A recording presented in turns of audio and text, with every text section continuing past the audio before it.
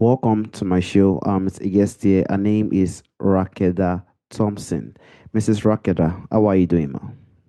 I'm doing great. All right. Thank you so much, Mrs. Rakeda, for the time and the opportunity. Firstly, you are an author. You are also an accounting professional and a Maryland realtor. Can you please, Mrs. Rakeda, discuss more about yourself and how you are doing currently now, Mrs. Rakeda? Well, now I've been currently just doing things with the book since I just released it on the 18th of August. So things have been pretty busy, just trying to get everything up and running and ramping up to, do speaking engagements and different things like that.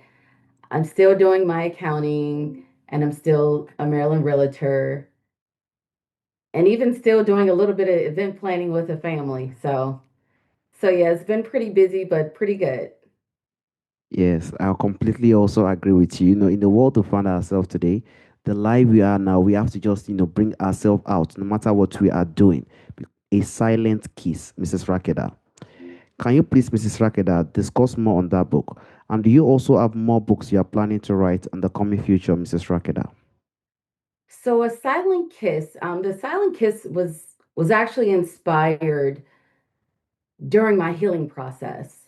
That was a book that I had went through a traumatic experience, and after the traumatic experience, I decided to write a book of healing versus a book of just my story. Actually, I tied my story in at the end, but the book has been written since I was 27 years old. And just recently this year, I said, you know what, let me add my story to the beginning of the book in the preface. But originally, it was just a story of just God's wisdom and poems, a book of healing. That book actually helped me to heal. Like everything that I wrote, it's a book of power, healing, and deliverance. I talk a lot about forgiveness because forgiveness is the substance of moving on and healing. Like you have to forgive or you're going to be stuck. And so that book, I've I've been getting so many different people reach out to me about how it's helped them to examine themselves and to forgive others. And a lot of people that read my story said, if you can forgive, I can forgive.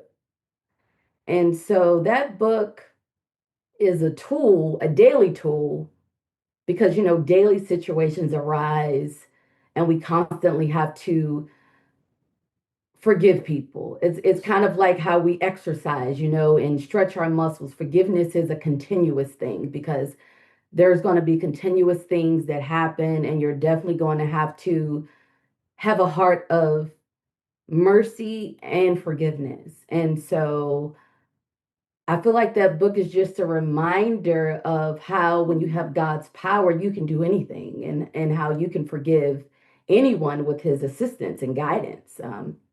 I feel like when you harbor unforgiveness, you're allowing yourself to be in bondage, you're allowing yourself to be stuck, and you're in a jail with whether it's in your mind. And I feel like once you forgive, you're releasing freedom, peace, joy, and all of God has in store for you. Absolutely true, Mrs. Rakeda. And that is how the world we are is programmed. People will always annoy us and will always have some ups and downs in life. It is how we manage it and how we learn to let go and also release those pain out of our body. That is what will make us move on. And that is why I am so glad because, sometimes in life, what one has done, when people see it, people will say, wow, this person did it. And people saw it in you that you were able to like forgive probably what you've passed through, and that's inspire others to in one way or the other that this is so beautiful. It's what shows that I can also do the same. And that is why I also like to drive to the point of past trauma in our life today. We definitely agree that sometimes during our childhood time, some people face abuse, some people face one or two things that are not, reliable, and it stuck in their mind for probably cent even years, and it will be there, and it affects them in many ways, even their character as well. So, how do you think for listeners who probably feel like they are being weighed down by this trauma? They feel weighed down. They feel a huge anxiety, even a huge depression regarding this issue they've had from the past, which is weighing them down. What do you think, from your experience, is the first bold step that they can take towards healing that soul? Firstly, because the soul is the main issue in some areas like that, Mrs. Rakeda. I would say therapy Okay. because I had gone through quite a bit as a child that I shared a little bit in my story about the author. And my childhood was not the easiest because of what I went through. And I dealt with all types of things, depression and things like that, anxiety, self-esteem issues. And I didn't get therapy until I was in my early 20s. And what I will say is therapy, I had a relationship with God, but God gives us therapists as well. And so with both of them together, it really helped me to heal. It really helped to heal my soul. And it allowed me to look at things from a different lens, a different perspective. Allow me to even look at the abusers that I had and to know that they had to be abused as well. And it just allowed me to look at things from a different standpoint that I wouldn't have looked at if I didn't have God and if I didn't have a therapist. So I would definitely say the therapist will help you to break down and to dissect the roots. And there's a poem in my book called What is the Root?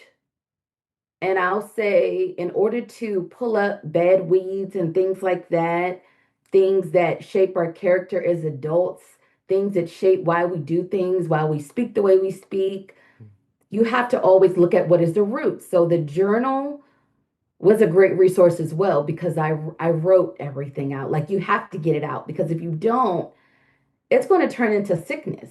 You know, we have things that are going on in our bodies and it's because we haven't released things and it starts to grow because we internalize things and stress and different things.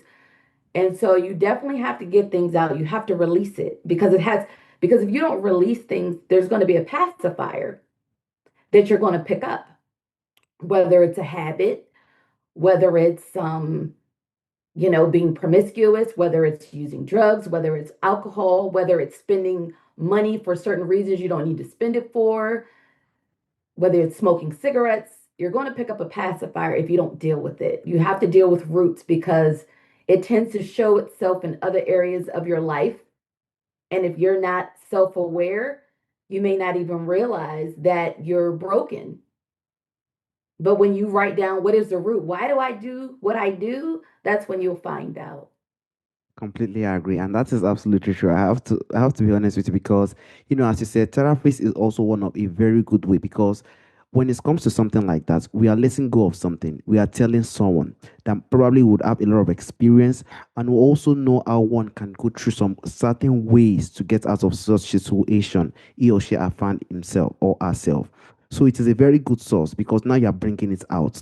Because as you said earlier, if we do not solve the root of the situation we are having or the what is weighing us down, we will they find out we'll get to a point whereby we realize that we're using something and probably maybe it's drug or maybe it's anything or alcohol or stuff like that to probably make ourselves feel better, and that is not the case because we have not solved the main issue. So letting it out through probably a therapist, as you said, to let's go talk to them, just be calm. They know, and they probably could have been through such situation. They know how they could tell you this is what you can do, this is what you can do to improve yourself and see how you could also grow in some certain ways. So that is very beautiful, and there is also one thing, recognition, because a lot of people are in a position whereby they use a lot of things, they do a lot of things, but probably maybe they might not recognize that it might even be because of this trauma. It might even be because of this past wound that I have had, that I am reacting in this way, or I am doing some certain things that are not meant to be done. So for people for listeners, because you spoke about healing the soul, how do you think listeners also can also recognize when the soul needs healing, like when they've gotten to a point whereby I think I need something. So I know you spoke about therapies, which is very a necessary step, but when do you think they can recognize that I think I've gotten to a point whereby I need healing? And what do you think from the experience you've had?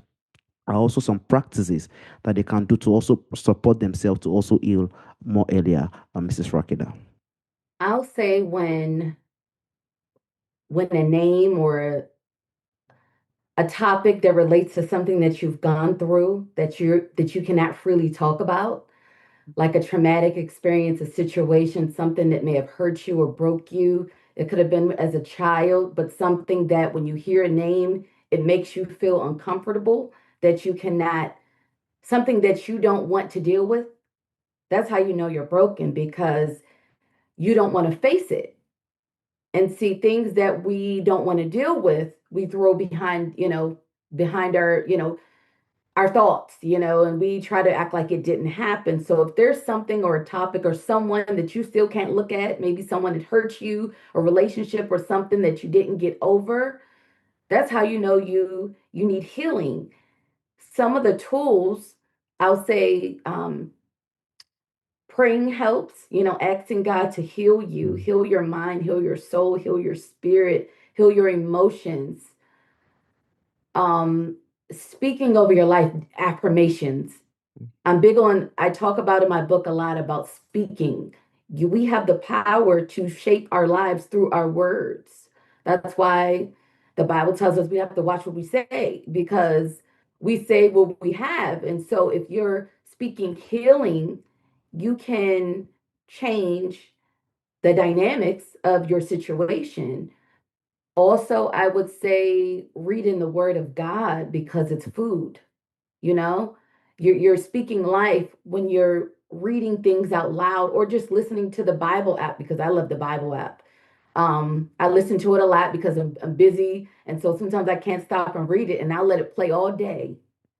And so you're constantly feeding, listening, being mindful of what you're listening to, things that will feed your mind, being mindful of what you're watching, things that will help, you know, help you. I'll say there's so many great tools to start the process.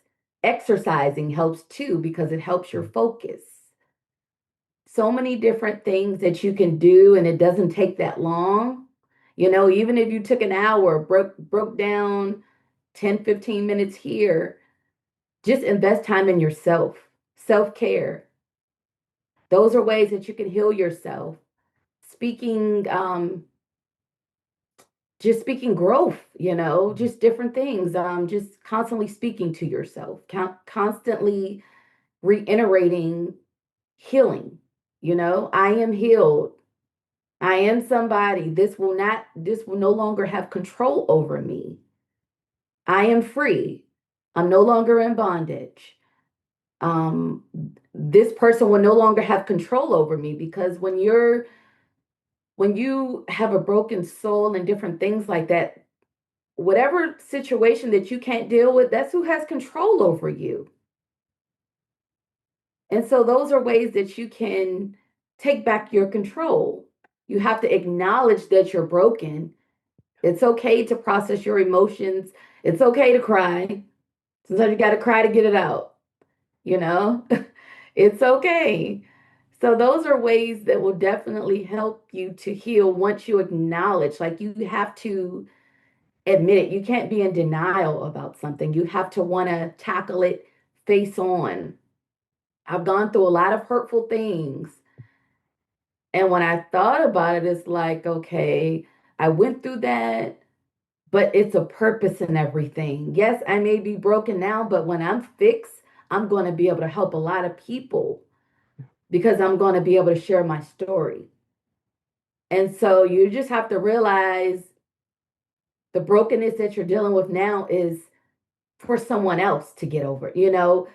It's for you to share your story to heal someone else. It's not for you. You were just the vessel that God used. Whether you had to go through some bumps and bruises yeah. and different things, it's for someone else to heal. You're going to let them know the roadmap to healing, because you've made it over. You're going to give them the tools to heal. That is just the absolute truth, because the soul we need to feed our soul, and that is the main source of our joy. That is the main source of our healing. If our soul is strong enough, everything's flow. And that is where we need to understand that this soul that we have, we need to learn to feed it very properly. And that is why I love it.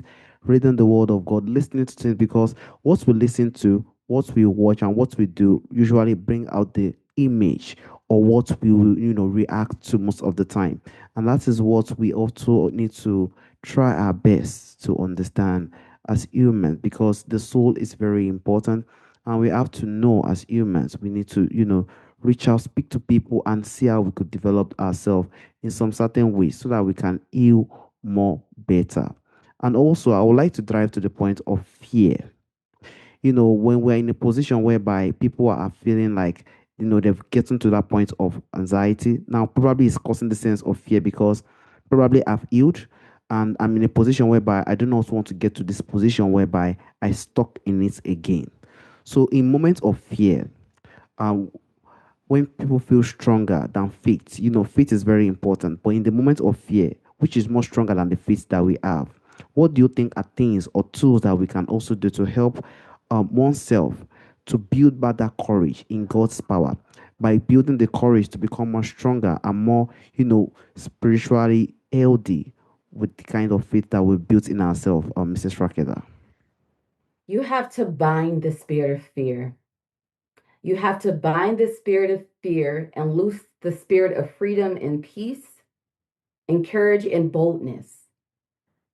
And then you have to constantly speak to yourself. I am not, I am bold. I stretch your faith. Your faith is a muscle. Yeah, When you're fearful, faith over fear. You definitely have to look beyond what it looks like or what it feels like and just have to go forth. And reading the word, talking to God, developing a closer relationship, having an intimate relationship with God. It's the more you talk to God, the more fear will have no power because where the fear was, his boldness will be, your faith will be stronger. You're going to have confidence that is not going to allow how you feel affect you because we don't live off feelings, yeah, faith looks beyond what we feel. Faith looks beyond what the circumstance looks like, and that's how we move the hand of God with our faith. And what I will say is I have very strong faith and I've always had strong faith. And I don't care what a situation may look like. I know what God can do, yes, and I just trust in what He can do. I don't look at what it looks like because a lot of times it never looks good, but it's not supposed to. Because if things look good all the time, how would we trust God? You know? So I would just say, speak against that, bind it, yeah, loose what you will. That's going to help you to get where you need to go. Loose the spirit of peace for your mind. Watch what you listen to. Watch who you listen to as a people. Be mindful of who you let speak into your life when you're going through, because someone can be a hindrance and they can stop you because they may not have faith at all, and the little bit of faith that you do have, you're going to lose it if you're letting people pour into you that should not be. So you have to be mindful who you're around in different seasons so that you're getting fed. And you have to be mindful of hanging around people that can pour into you, yeah, that when you're down, they'll make up the difference. It's important to have a really good village, because that village will hold you up. And I've been blessed to have a really good, powerful village that when I've had times that I was down, their prayers have helped carry me. And so you need those type of people when you are facing certain decisions that can tell you keep pushing. People that are not jealous of you, but people that want to see you succeed and to see you fully healed, not partially healed, but fully healed. because that's when you can walk into the fullness that God has for you and how you can operate in your purpose without restraints. So I would definitely say speak and invest in yourself daily. Absolutely true. And even to get to a point whereby if we are strong enough in what we are doing and we do know the God we are serving, I think there is nothing we will be afraid of. There's nothing we will fear. And that is why we need to speak to ourselves that because most of the time when we do know and we are strong enough with the kind of God we are serving and we know the God we are serving that this is a living God, we're in a position whereby we do not even want to think about it. No matter how tough it is, no matter how hard it is, we do not want to think about it. And that is the position we want to see ourselves. And most especially, that is why I like what you said, the people we surround ourselves with. We have to surround ourselves with also people that will make that want us to be better, that want us to be happy, not people that want to see us or probably weigh us down with kind of fear or some kind of pressure or some kind of oppression. We want to see the little friends we have, the ones who value the little that we have, and we are happy to see ourselves to grow. I think that's those are the little things we need to try our best to work on. When we do that, then we can try our best to grow our faith because that is the source. Because the soul is like the pain point. When that is strong enough, then every single thing in the physical world will be more easier to conquer. And also, I would like to dive to people because in the life that we find ourselves today, some people they don't even know how the last time they've even been spiritually connected, and they'll be like, "How will I even start? How will I even try my best to see how I can do it?" Now I'm facing this ups and down. I'm feeling this kind of pain. I need to talk to someone to see how he or she, someone who has experience like a therapist that can help me grow and become better. And now I have to develop myself spiritually. How can I go about this? You understand, Mrs. Rakeda? So, for those who feel spiritually distant, what do you think are the small things that they can do, but they are very meaningful habits that they can adapt to rebuild that sense of spiritual that downness, Mrs. Amrakeda? The first thing would be to ask God for guidance because it definitely can be overwhelming knowing that you have so many different things and not knowing where to start. So just asking God for guidance first, that's the first step. And then God will definitely direct you, put the right people in your paths, and it will take some of the load up off your shoulders. Because I do know it can be overwhelming, and some people shut down when they're overwhelmed. You know, they just don't do anything because it's like, okay, it's too much. As you're asking God for guidance, He will give you the tools, whether it's to pick up a notebook and start writing things in the meantime, whether it's just to get stickies from Amazon or something and writing affirmations all over your house because it's a it's a process. So there's going to be multiple little things, not major things, not complicated things, but little things that will make a big impact. So I'll say just when you ask him for guidance, you know, start writing. Get your journal. That is. He'll yeah, he'll help you with finding the right therapist. I always say when I'm looking for a therapist, God, please allow me to see who you need me to see. And please let that person be connected to you so that they not only can help me from a therapist standpoint, but they can have the spirit of discernment that can look at the spiritual side of me. Because there's multiple dimensions. You know, there's a mental piece, there's a spiritual piece, especially for someone that has the gift of discernment that can see your situation beyond just what you're telling them, but they can see you. Um, Reading your word, looking up, even if you look up on the internet, encouraging scriptures, Mm. healing scriptures, those things work. Those scriptures work. Those are different tools, small, but have a great big impact that will help to shift things. And constantly use your mouth.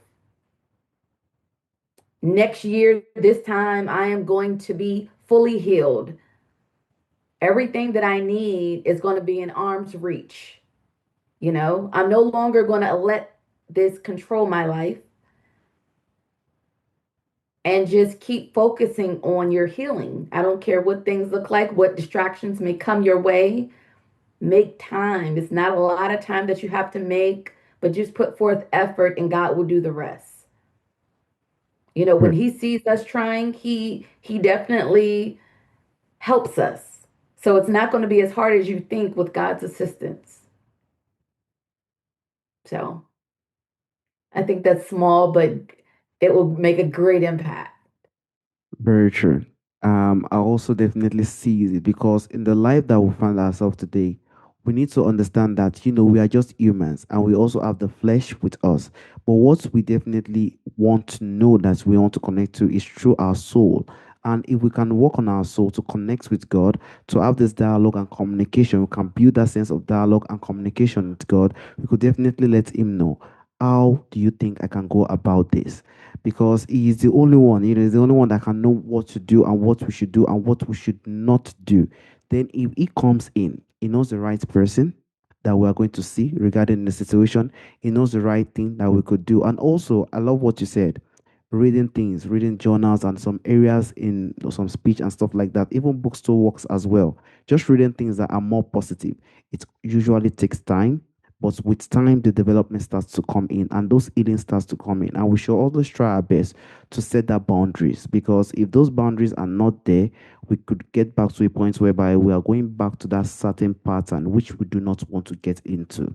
So we'll work on that and continue to build that communication and dialogue, and everything will work very, very beautifully. Thank you so much for the beautiful insight, Mrs. Rakeda. I would You're like to go welcome. back to your book, A Silent Kiss. If you could learn, or take one lesson, because it's from your personal experience and what you've learned in life. If you could just take one lesson or something that you think the listeners could take from the book, what do you think it will be, Mrs. Rakeda? I would say, let me grab that. So this is Silent Kiss. What I would, the number one thing I would take from the book is actually from the title of the book. At times when you think you're alone, God is always there to give you a silent kiss. So I would just say, no matter what you're going through, no matter how hard things look, no matter what you may be going through, whether it's depression, whether it's just hurt, whether it's low self-esteem, whether one of the things I had is whether you have accomplishments and you still feel alone, God is always there no matter what. Sometimes He may not say anything, but He's always there to give you a silent kiss. So never feel like you're alone. He's always there. Sometimes He's just quiet. It's up to us to recognize that God is there. You know, sometimes He's just that still voice that you really can't even hear because sometimes there's so much going on. He's talking, but a lot of times if our ears are cluttered with so many things, we can't hear Him. But God is just always there and He wants to be a part of everything that we have going on. He's there when we're mourning, He's there when we're celebrating, He's there when we're burden bound, you know. He is always there. He's there when we suffer from unforgiveness. He's just always there. So what I would say is just when you feel like you can't go on and you're alone, God is always there. I'll say my book has so many different things to help you, especially because a lot of people deal with unforgiveness. A lot of people deal with self-esteem issues. A lot of people deal with brokenness. And I'll say my book touches on all those things. A lot of people have struggled from childhood. You know, I even talk about not allowing your childhood to define your adulthood because so many people suffer from PTSD Mm. because of their childhood that they can't face, disappointments and different things. So I would just say that the book is just a book of light and healing. I read that book so many times back to back, and I never get tired of it because it's like the word of God. A lot of people say my book reminds them the book of Proverbs, and some say remind them a book of Psalms. It's a book that makes you feel good, but it makes you examine yourself and it helps you to change. In your, I call it your own personal therapist that really isn't there because you're going to examine yourself by reading things because I wrote it to make you think. It's not in a judgmental way. So there's no one else there, but it's you and yourself. So I feel like if you have my book and have a journal and you start applying what I'm saying to your life, then that will speed up your healing process because it's definitely a book of healing. Definitely a book of healing. And that is why I 100% love what you said. It's not always us most of the time. It's always God. If you want to get to the top in life, it's always God. It's always by His own hand.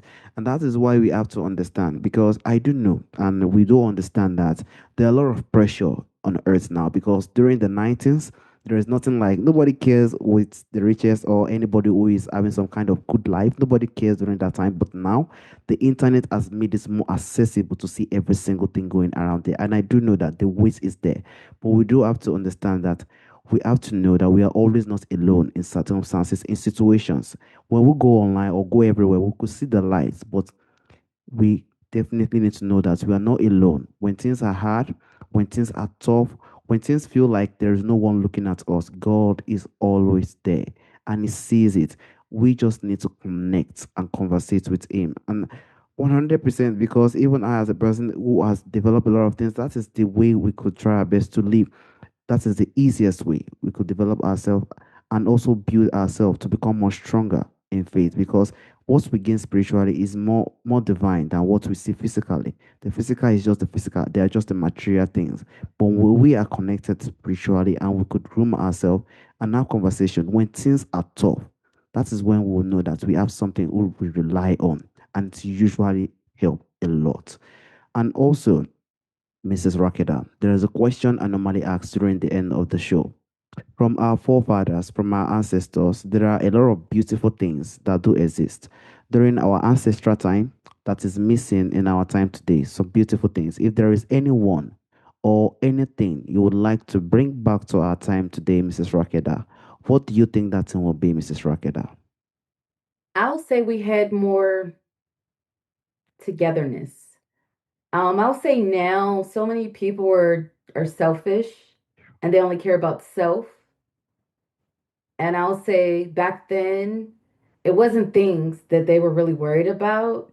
It was family and fellowship and friends and just people coming together as a whole. And that's how things got done. When different people have their own agendas and they're not caring about other people, that's when things don't really get done because there's not enough people coming together.